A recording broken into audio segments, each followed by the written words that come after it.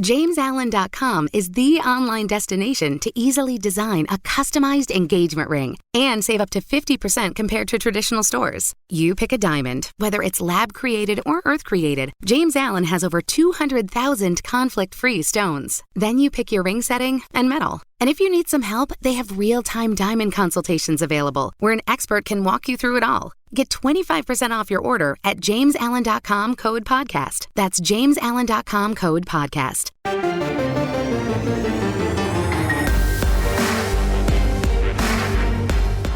Welcome to the Powercat Podcast, GoPowercat.com's Kansas State Athletics Show. Make sure you're subscribing to our show at Apple, Spotify, Amazon, or wherever you get your podcasts. Now, from the GPC studios, here's your host, GoPowercat publisher, Tim Fitzgerald. Welcome to the Powercat Postgame Review Podcast, brought to you by Caddyshack Golf. I am Tim Fitzgerald at GoPowercat.com. Joining me just in a moment will be Brien Hanley, former offensive lineman for the Kansas State Wildcats 97 and 98, and now our football analyst at GoPowercat. And we will be covering, unfortunately, Kansas State's 33-20 defeat against Iowa State on Saturday night at Bill Snyder Family Stadium, a game that was bad from the very first play. Again, though, we are sponsored by Caddyshack Golfwear. Caddy with 2 T's. Visit CaddyshackGolf.com for all of your officially licensed golfing, Willie apparel, accessories, and more. Use code GPC for free shipping on your next order. The Cats fall 33-20 to Iowa State in a game that really wasn't that close, as Iowa State took control early and never let up on the gas. And we may not be long today, but we are not going to pull back on our punches. And now let's bring in Brien Hanley. Brien Hanley, man, oh man, how the tables have turned on the Kansas State Wildcats. What the hell happened to this team? They were 3-0. They did run into maybe the 3 best teams, certainly 3 of the upper echelon teams in this conference, but they really haven't looked competitive for 3 weeks in a row. Fans are mad. The coaches are mad. The players are disappointed. There is a lot of doom and gloom. Is it warranted? Is this program/team in trouble? Yes. I will say that they have played 3 of the upper echelon teams in the conference. That they have done. But they're not – it's just like it's the flip side of what it used to be. And I know I'm going to sound like an old head, but at the same time, it's the truth. They don't have the talent. They're not as talented as these teams are. And when you're not as talented, you can't be making the mistakes that they're making and expect to win. That yesterday, that was bad. That was bad. Yeah. Just can't get off the football field at all. We've got to be better. Coaching has to be better. Coaching, put guys in better position. We just got to be better. Yeah, I'm exceedingly frustrated on a number of fronts, but let's start with this defense. Now they went to the 3-man front. They seem very committed to it. They're halfway through a season. You really can't unring the bell right now, can you? They've got a shortage of defensive ends. At one point, I noticed yesterday they had 3 defensive tackles along that 3-man front because they're so short on defensive ends. They kind of got to stay the course and figure out how to do this better, don't they? I guess. I know. I wouldn't do that, though, to be honest with you, because it isn't working. It's not. Now, again, the last 3 weeks have been really good football teams, but there is zero, and I mean zero pass rush unless we bring pressure. Zero. And if that's what we're going to do, just be prepared to have no pass rush and have a quarterback sit back there forever. And guys are still getting open with 8 people in coverage. So I don't understand. It's just not, to me, it's not working. But they're committed to it. You're right. You can't just change course in the middle of the season and say, hey, we're going to scrap it. I thought they might do that last week when we had a bye week. Right. That gave you all that time to do it. but they didn't do it. Right. So I don't know. Okay, so they can't get a pass rush, but as you mentioned, they can't cover for 5 seconds. No. And there is always someone available and open for the quarterback just to dump the ball to. Even if they get some form of discomfort applied to the quarterback, he's got someone available at a moment's notice, which is something the K-State offense typically can't say. I don't get it. Either you're going to take some chances and blitz up front and maybe be exposed, or you're going to sit back and cover and maybe not get enough pass rush, but have everyone covered. They are doing neither right now. Nope. And to top it all off, let's just get to this. The first play from scrimmage is a simple handoff. It was blocked in a different way than Iowa State had shown, but you could not dominate a defensive front any greater than what Iowa State did to Kansas State on that first snap of the game. Literally every man except one or two was beaten badly by a block. They completely collapsed the side of the defense. I mean, they walled off an entire side of the defense. After the game, Coach Kleiman said 2 guys were in the wrong spot, and a safety took a horrible angle. Well, you can blame the players or you can blame the coaches who did the preparation, and I'm beginning to want to point my finger squarely at these coaches. Yeah, you have to at this point. I mean, like I said, everybody isn't always out of position. You can't, kids are smart enough to understand where they're supposed to be. And you know what? A lot of times kids are where they're taught to be. I shouldn't say where they're supposed to be. They're where they're coached to be. It isn't, you can't put all the blame on the kid. Do something different. I keep saying it, and I'm going to keep harping it. What we're doing just doesn't work. The first play, it was a thing of beauty as an offensive lineman. I'm like, oh my gosh, they blocked this perfectly on the first play from scrimmage, and there was nobody around. I'm like, how is this possible? It's not. It shouldn't be. Oh my goodness, it was insane. You know what it looked like? It looked like a really, really good high school team playing a much smaller school and just physically unable to compete. That's what K-State looked like on that first play. Now, to their credit, they got better through the game until they gave up another long run later to Breece Hall. They did do better against the run, but they just couldn't stop the pass. It's one thing or the other. 22 of 25 completions is obscene. That's crazy. It's crazy. Yeah. They can't get off the field on third down. And here's the thing. Is it time for Chris Kleiman to say, I'm taking over the defense, I'm going to make the calls? Or does he have so many problems on offense as a head coach he can't do that either? Well, nobody wants to say it, but I'm going to say it. There needs to be a change made, and him taking over, I don't know if that's going to help or not, but there needs to be a change in philosophy. That's what has to happen. What we are doing isn't going to work it's not working at the Big 12 level with the guys that we have. Right. I'm not saying it can't work because Oklahoma State and West Virginia, there's lots of teams that run the 3-man line. Baylor, they have different type of athletes than what we have. Right. Let's just put our cards on the table. They do. Well, we can't do that right now. We don't have that. We can't just say we're going to do it just because we want to. It isn't working. And if he needs to take over, that's fine. I just think a philosophy change has to happen, and we need to make a change. I know that's bad. I know that's whatever it is, but, we do this to be honest and talk about the program and what needs to happen. A change has to be made. We can't keep doing this because it isn't going to work. Are you talking schematics, recruiting, coaches? All of it. All of it? All of it. Obviously the recruiting is what it is. You got to have better players. That's the thing that stood out to me yesterday. OU's going to have better players. Right. Oklahoma State's going to have better players. Right. They're definitely going to have better athletes. Iowa State shouldn't have better players than us. I'm going to say it until the wheels fall off. Iowa State should not have better players than what we do. And that goes back to a recruiting philosophy that for some reason has changed at Kansas State, and I don't understand why. So until we change that, we're going to have issues. Well, and then the scheme is bad. The defensive scheme is bad. It just is. There's no way around it. It's just bad. And then we can talk about the offense till we're blue in the face. But when your receivers, and we talked about this a little bit the last time, when your receivers, your best receiver is a number 3 receiver on a decent football team in the Big 12, that's a problem. Right. I totally agree.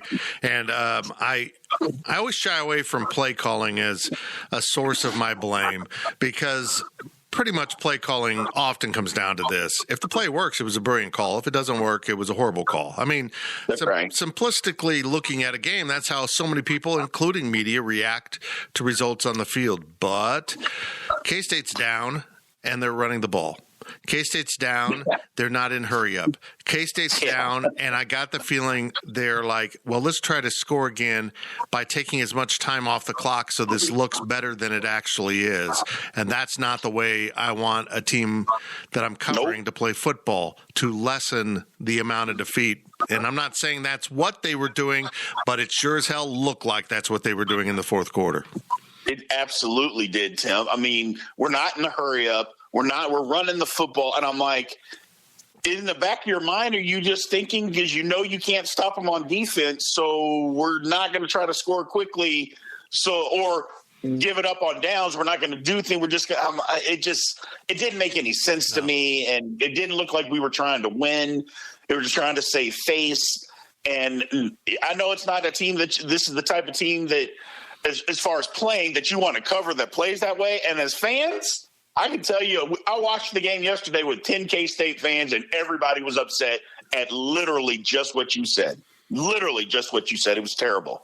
I can't wrap my mind around how this program has fallen so far behind Iowa State, because let's just be honest here, this program is behind Iowa State. And I'm struck by the simple fact that I remember when K-State was getting good and started beating teams such as Missouri and Colorado, and the disdain opposing fans had for K-State. They couldn't believe this was happening to their program. Little old K-State was beating up on, the Buffaloes and Tigers.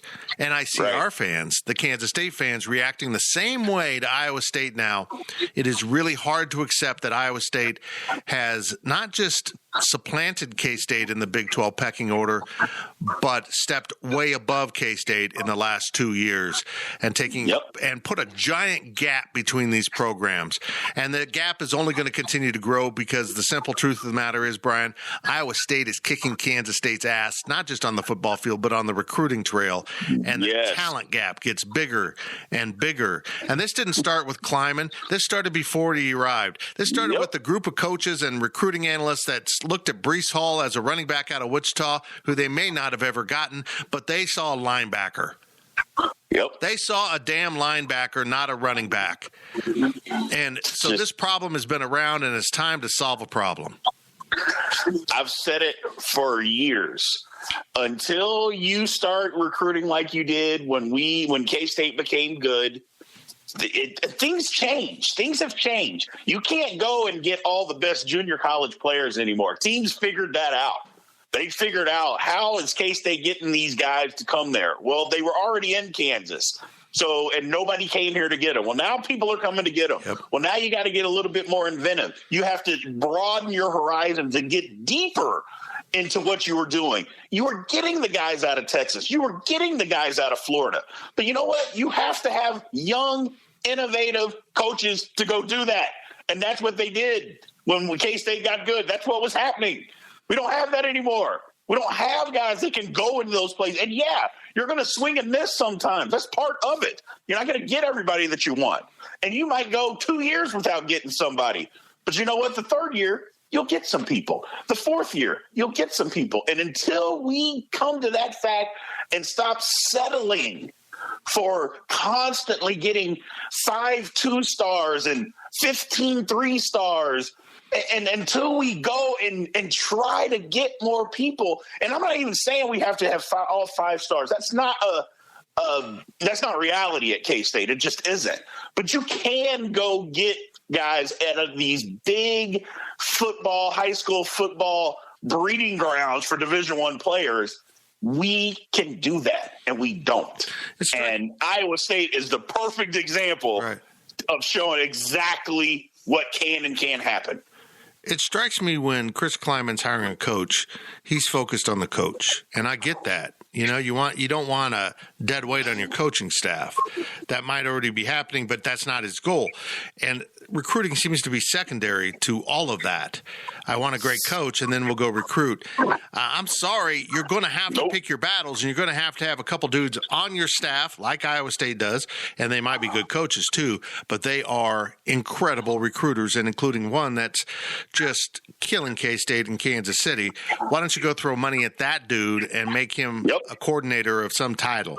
Why don't you go do something about some of these problems and go get guys that recruit the areas that you need recruited? Whether it's Texas, they better sure as you know what be in Florida now with Central Florida coming into the conference.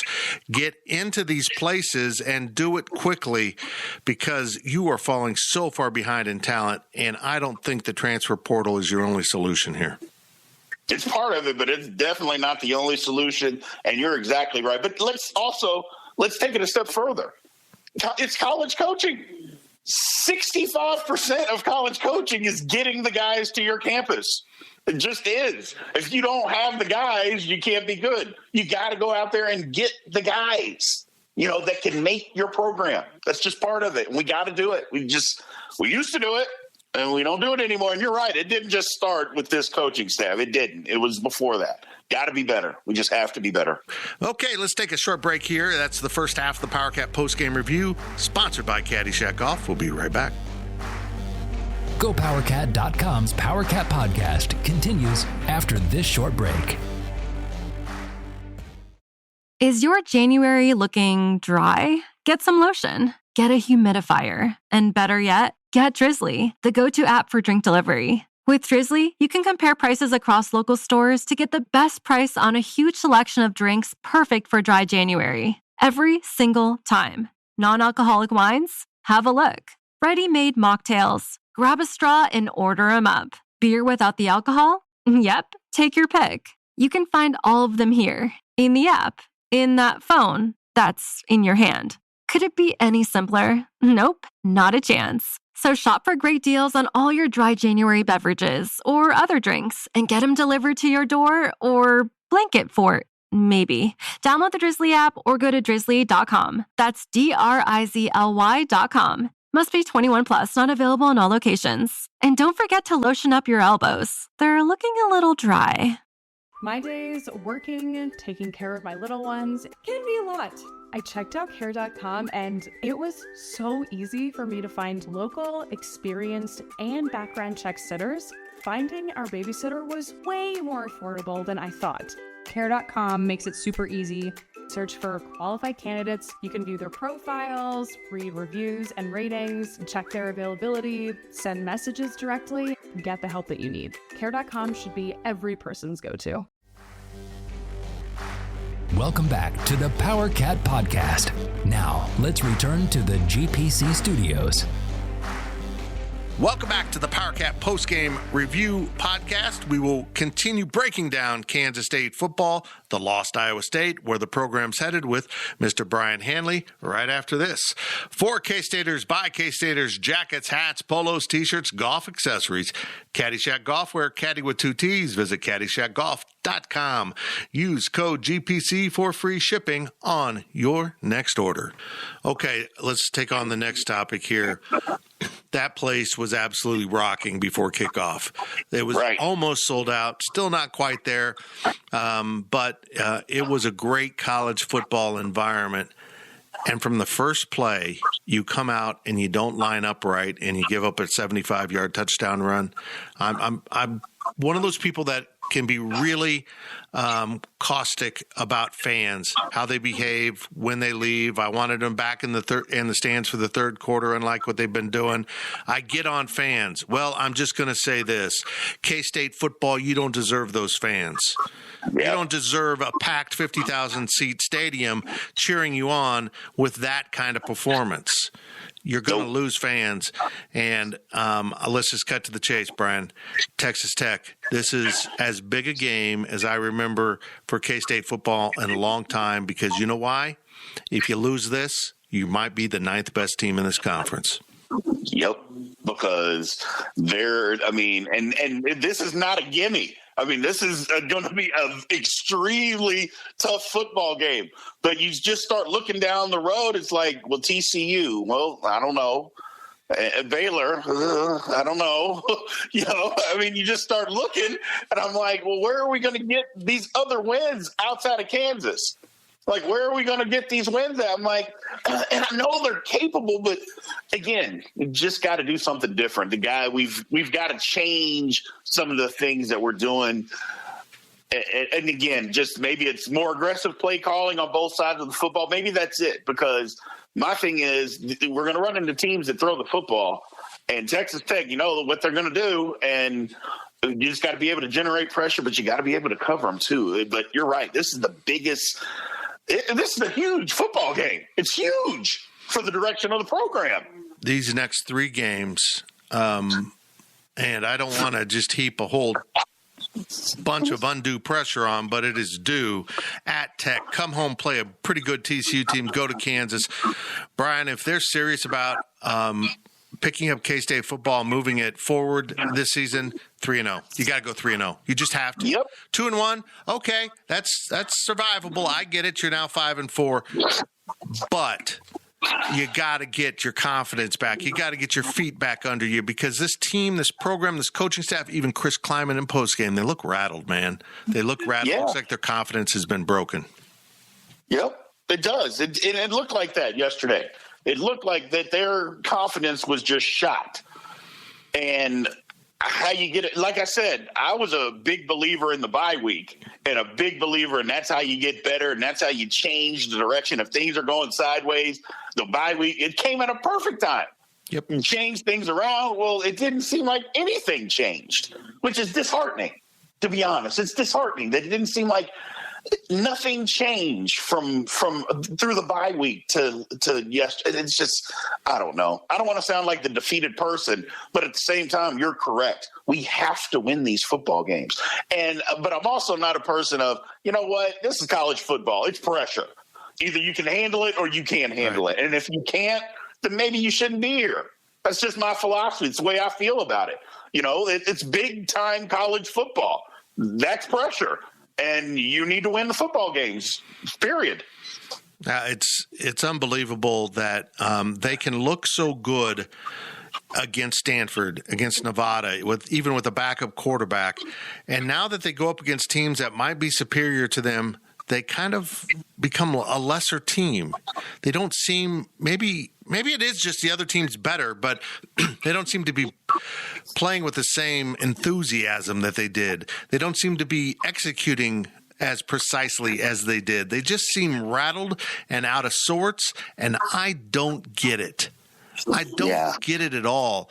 And from what I've heard, from what we've been told, they put a lot of stake, a lot of mustard into this Iowa State game. They know that they need to close this gap. But, boy, when you start investing more into one game than the others and the players know it, that's a problem. It's going to be a bonfire. You just build a bonfire, and losing is the match.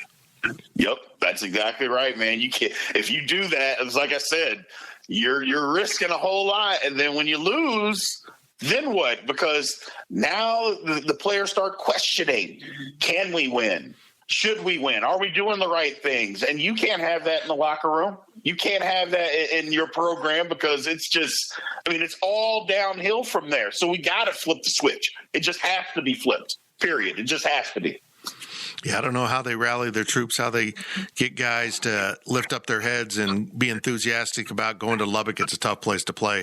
Texas Tech may not be a great football team this year, but going to Lubbock is always an experience, and we'll see how it plays out. But they better start winning. Brien, I'm so confused. I don't even know what to say or what to ask at this point. I don't understand what's going on. Why is this program seem so fragile? We saw it happen last year when it just flipped on a dime, and all of a sudden good football became bad football. And let's bring it to this. People keep talking about an 8-game losing streak in the Big 12.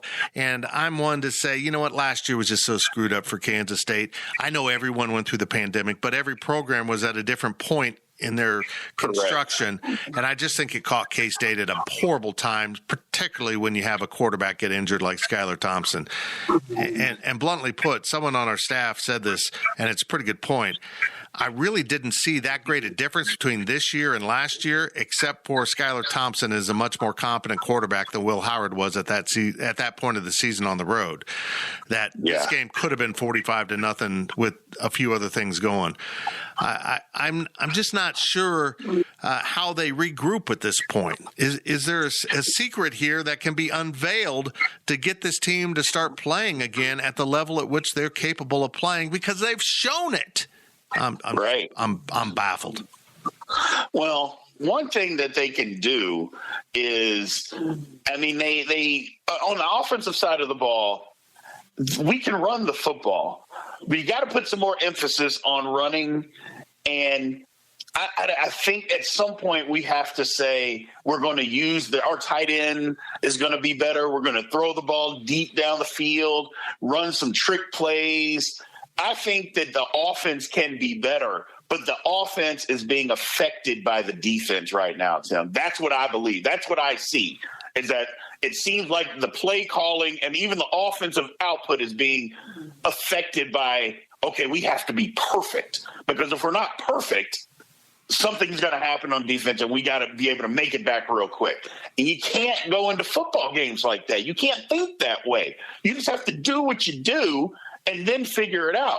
On the defensive side of the ball, I think it's just we got to just, you know what, we're just going to be aggressive and live with what happens on the back end. We're just going to be super, ultra aggressive, and if they throw it over our head, they throw it over our head 4 times. That's fine. But we can't just let teams – because they just wore us out yesterday. Mm-hmm. I mean, they literally just wore us out. I mean, just pick here. I mean, they had the 2 big runs, but we couldn't get off the field. Nope. We couldn't stop them at all.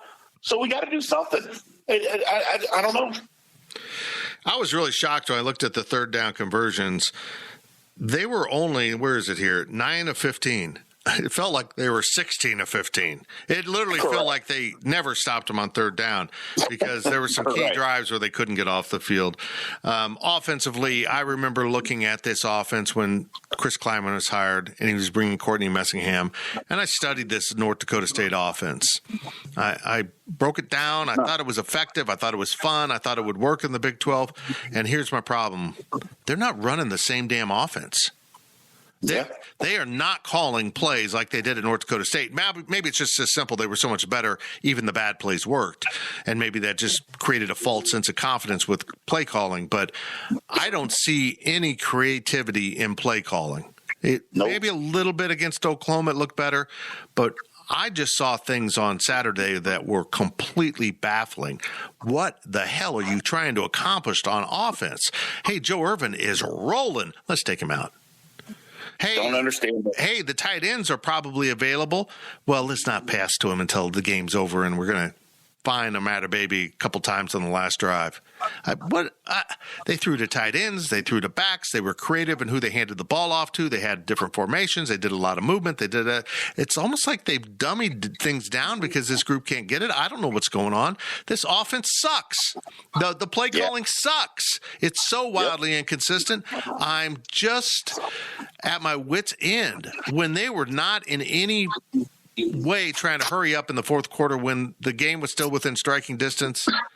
What? Yeah. It seemed like they were incapable. It's almost like they were incapable of running a hurry-up offense. Like, they couldn't do it. And I'm like, oh, my goodness, this is just bad.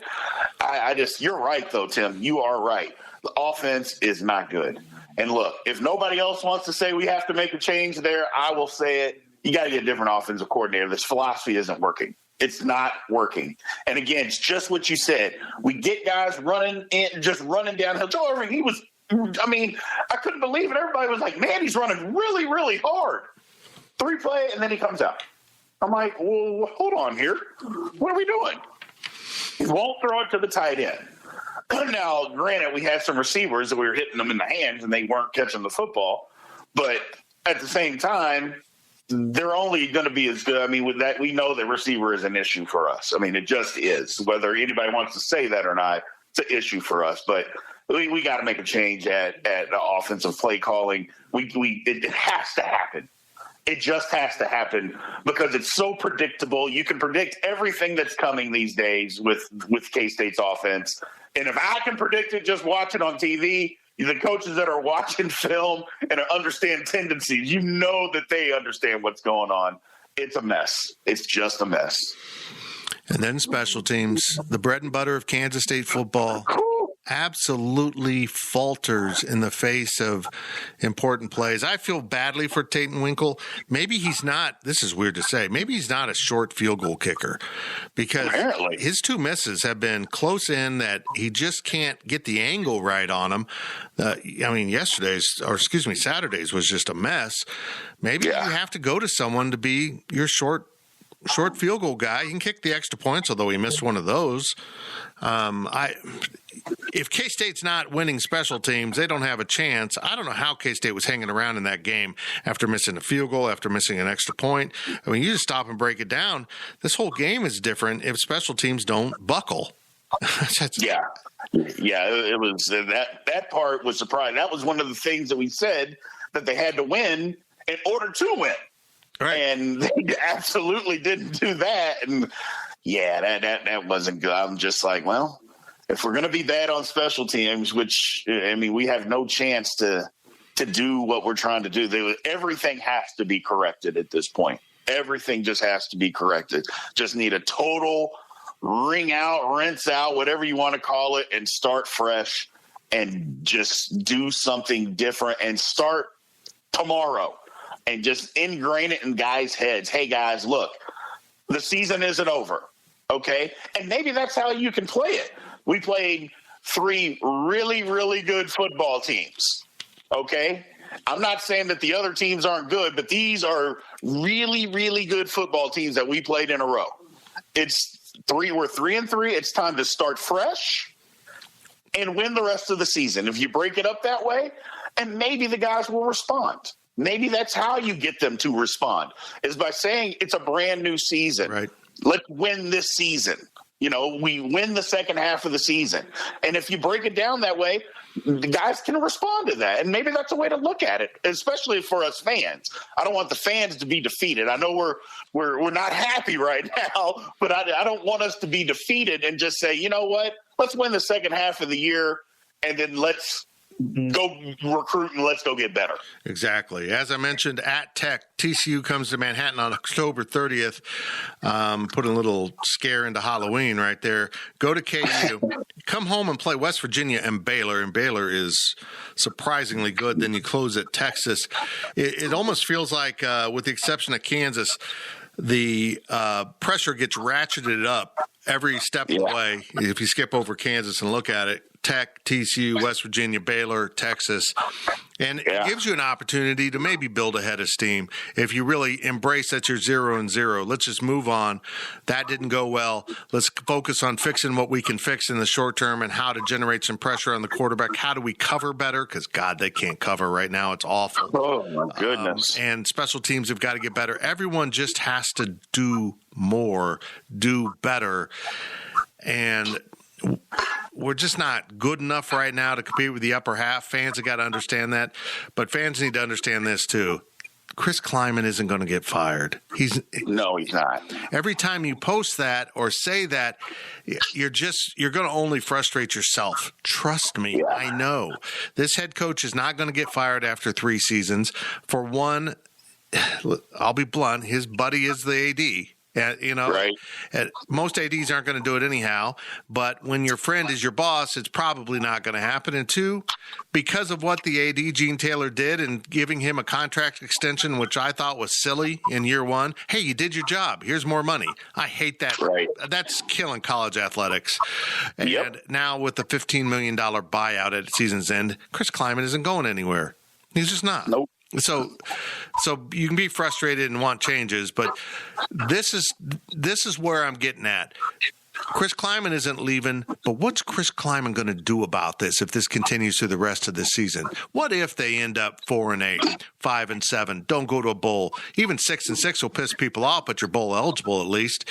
What's he going to do about this? What changes is he really going to take? Because he has surrounded himself with friends.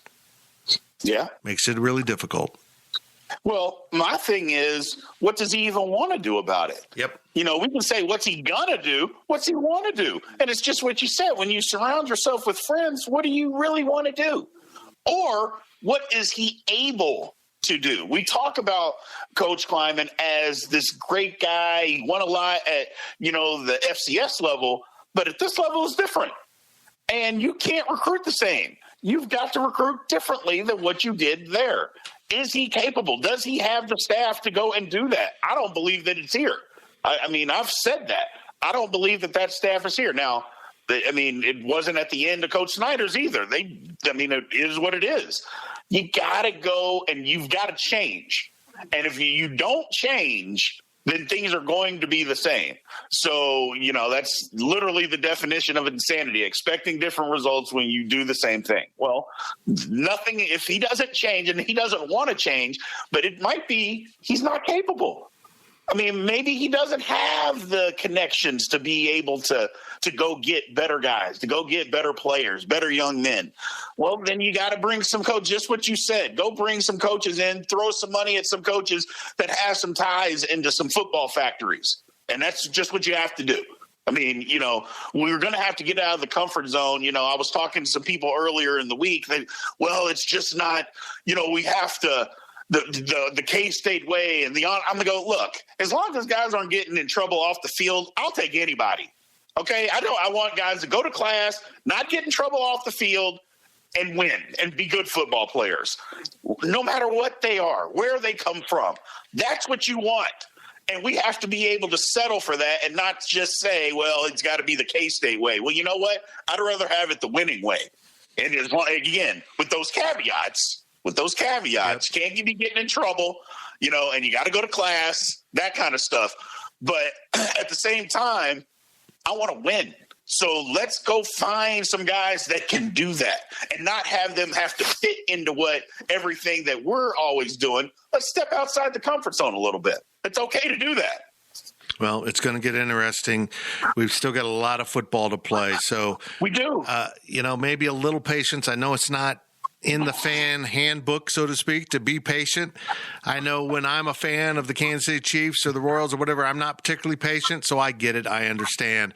But they are at the midway point of the season. They are 3-3. They still have a lot of winnable games ahead. Now let's see what happens. And when they get to the offseason, let's see what is done about it, because something ain't working quite right within the K-State football program right now. But let's not burn it down in the middle of a season. No, absolutely not. Can't do that. Can't panic. Can want more, can demand more, but you can't panic. Right. Because it just what you said earlier, nothing's going to happen, and panicking is only going to make yourself feel worse. So let's keep rooting. Let's keep supporting. Keep wanting them to do more. And I think they can get it turned around. They just got to refocus. Well, we're going to find out an awful lot awfully early on Saturday when the Cats go to Lubbock, because the game has been set for an 11 a.m. kick. I think it's on FS1, and it will be an interesting day in West Texas. Cats need a win desperately. But you know what, Brien? I think Iowa State came to town on Saturday with the same damn mindset. We have to win this game. Not we want, we need. We have to win this game, and Iowa State played that way. K-State needs to translate that and take that same kind of attitude and attention to detail. Attention to detail. Yes. The Cyclones just showed them. Do that at Texas Tech, and you're going to win a football game. Yeah, absolutely. Iowa State basically came in saying, you know what, we're the better football team. If we play sloppily and we play bad, because they didn't play particularly great. No. They just, they didn't just, because if they'd have played great, they'd have blown us out. Absolutely. They didn't play great. We didn't play good. We had mental errors and out of position, penalties, things of that nature. K-State takes just what you said, that mindset of, you know what, we need to win this game. We're going to do things right, and we're going to play sound, hard football. They will win. at Texas Tech. They will win that football game, but everybody's got to do it. It's got to be a collective effort, all three phases. Coaches got to be in tune with everything, and we can make it happen. From the golf course to the tailgate, show your purple pride all week long. Caddyshack Golfwear, caddy with 2 T's. Visit caddyshackgolf.com. Use code GPC for free shipping on your next order from caddyshackgolf.com. Brien Hanley, thank you very much. We appreciate your insights and your honesty because, boy, it's time for some harsh honesty with K-State football. Yes, sir. Absolutely. I believe in K-State football. I always have ever since I went there. I believe just some tweaks and changes need to be. I don't want to be Debbie Downer. I'm not trying to be that. I just want us to win. That's all, Tim. I just want us to win. Kansas State loses to Iowa State 33-20 in a game that really didn't feel that close for most of the afternoon or evening, I should say. But the Wildcats can regroup and go to Texas Tech and get back on the winning track. We will see what happens, and we will preview it next Thursday with the Powercat pregame podcast. Brien and I and Ryan Wallace will convene to try to figure out a path to success. This has been the Powercat Postgame Review Podcast. I am Fitz, and we will talk to you real soon. Thank you for listening to the Powercat Podcast. Make sure you're subscribing to our show at Apple, Spotify, Amazon, or wherever you get your podcasts. Powercat Podcast. All rights reserved. GoPowercat.com.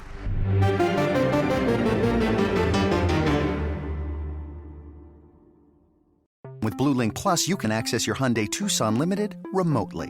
Doors unlocked, temperature set, lost car found. There it is. Get complimentary class-leading Blue Link Plus. Call 562-314-4603 for complete details.